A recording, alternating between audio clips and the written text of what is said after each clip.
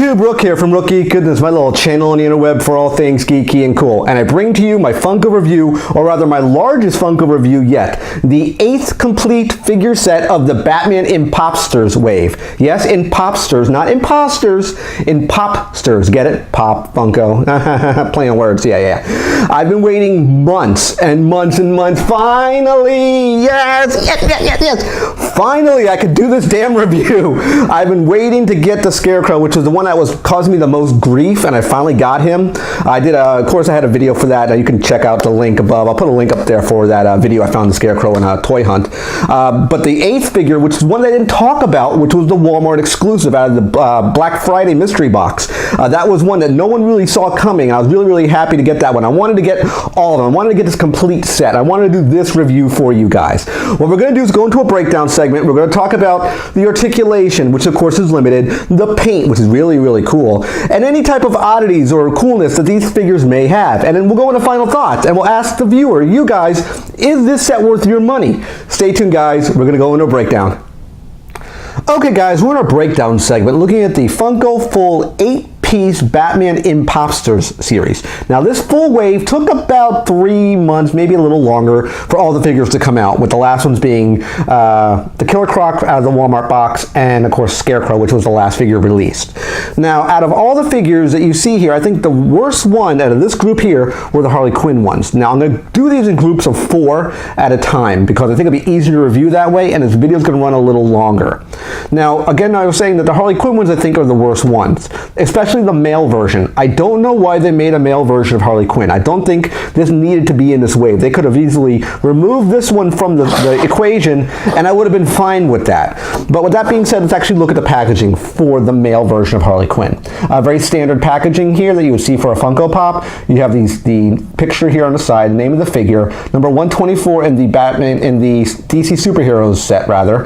We have the name of the figure, which is Harley Quinn Imposters, the side art of the figure, and of course the back, which showcases the same type of art that you saw, with kind of a maroonish colored background and all the figures in the wave. Now, the only difference between this packaging and all the other of the Batman figures, of course, is the coloring of the backing and the figure here on the side. Now, let's actually put this one over to the side real quick and grab the figure. Now, this figure to me is super generic. I don't know why, again, they made a male version. They could have easily made the female version here, and that would have been fine with me. I don't know why they decided to put this one in the wave. No, I mean, it's an okay figure, but I don't think it deserves to be in the wave. I think it's very silly to be here. Standard articulation with the head moving, of course. No issues with the paint. Everything seems pretty solid and crisp. No problems. Now, let's actually look at the female version. Now, the female packaging, you have, of course, the side shot here, name of the figure, which says, again, Harley Quinn Imposters. No difference. Now, if you look at this one and this one, the figures itself, the only difference is the name of the figure. There's no other difference in the figure's side shot here. The back shot here, you can tell it's a little different because one's a male, one's a female. No real difference there. The top shot is a little more tricky because one has eyelashes and the other one doesn't. And of course, the back, if we spin it around, again, same type of color. The only real difference between the two is one has eyelashes. It's really, and kind of brownish hair sticking out the side, which is over here on this one here. Let me move this one in the shot. You have kind of like a, whoops, there we go. Over here, brownish kind of hair sticking out over here. Now, let's move this one out of the frame. Now, this one is okay, in my opinion. This one, I think it was an okay pop itself. You have kind of the brownish hair that sticks out the back, and you tell us a female version. This would fit more in the wave than the male version would. I don't know why they went that road. Same type of articulation. This time we have the brown hair. I'll bring them both in the shot so you kind of see what they both look like together. Again, I don't know why they decided to go that particular road, but they did. So, I mean, it seems a bit odd to go that road. But all in all, it's an okay figure. Now, next one we're going to look at is the Riddler. Riddler looks pretty cool, actually. Looking at the front here, you have the Riddler with a big old question mark sitting on top of his head, and it's number 126 in the wave. You have the side shot, which showcases the figure, and of course the back, which says, of course, the Riddler Impopsters. And the back has this kind of lime-colored green with the figure itself. Now, this one is pretty interesting because you have the big, of course, question mark showcasing the Riddler. Standard Batman build that we're normally used to see, the buck for it rather. Nothing different here, very, very simple. I do like the color. It has all the question marks on the arms and on the chest. They kind of jump out at you, which I like a lot. I think they did a really good job as far as the presentation goes for this one. So this one they did a really, really good job on. The last one in this wave is, of course, Poison Ivy. And we have, of course, the side shot here. This is number 128 in the wave. It says, of course, Poison Ivy Impopsters. The back shot of the side shot, rather, of the figure. And it has another type of green background, kind of like an off green, more of an olive green, which I like. And these two are completely different. Let me grab this one so you can see it again. The greens are completely different here, just so you would know. And we actually grab her, and she has the same, it looks like the same build as, we'll grab her, as her, same body. So she's using the same exact body, this, I guess, the Batgirl body that I guess they're using here, so it's identical for Poison Ivy and for Harley Quinn.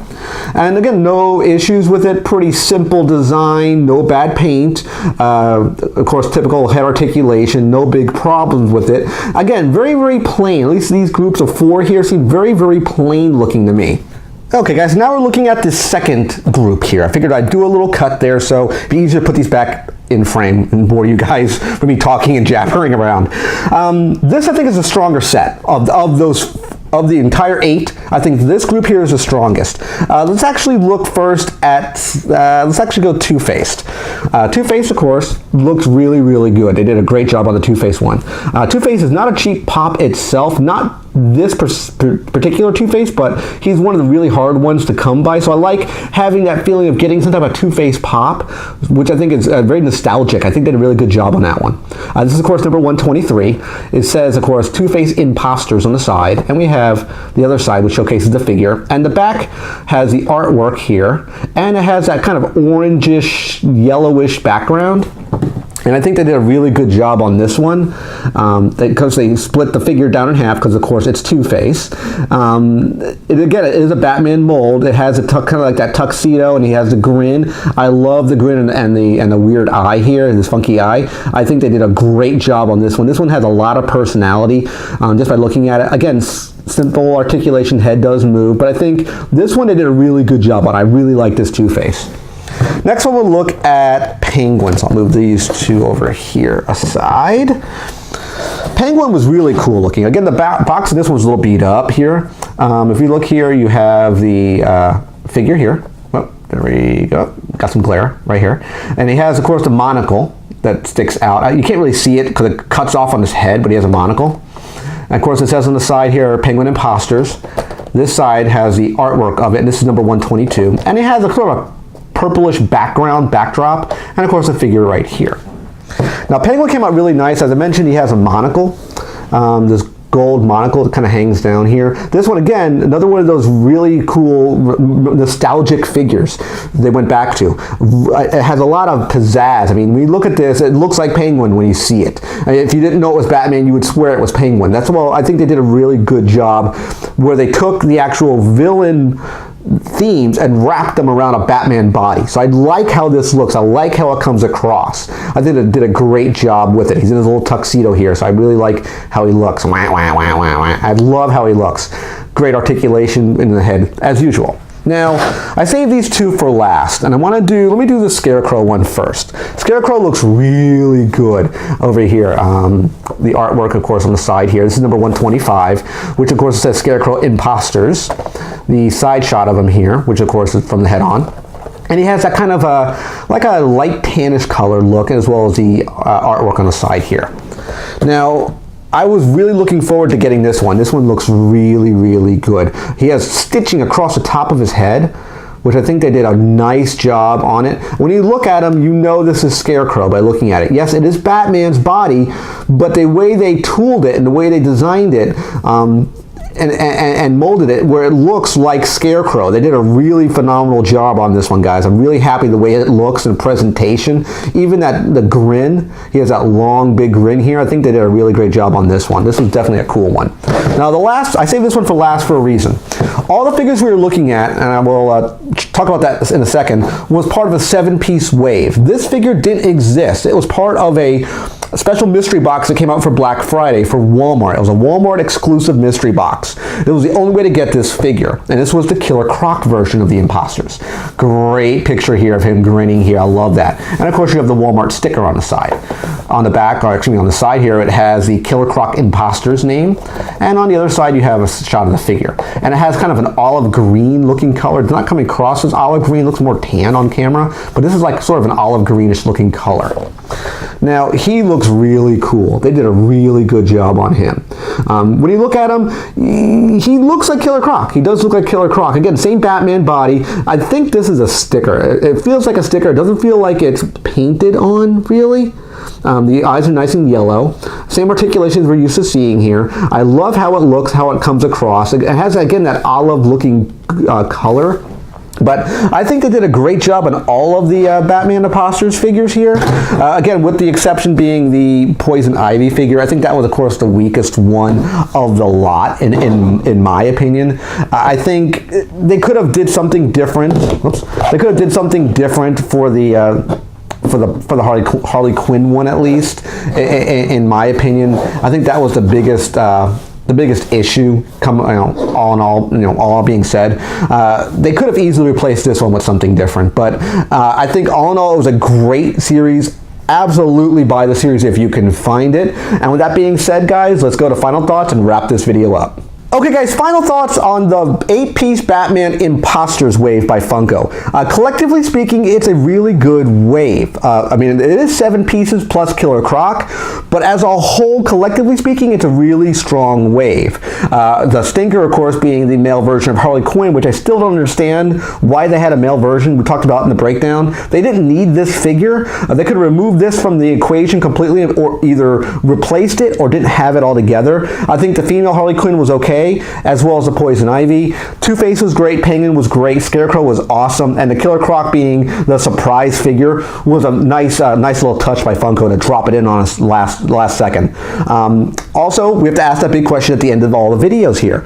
Is this wave worth your money? Is it a buy or is it a pass?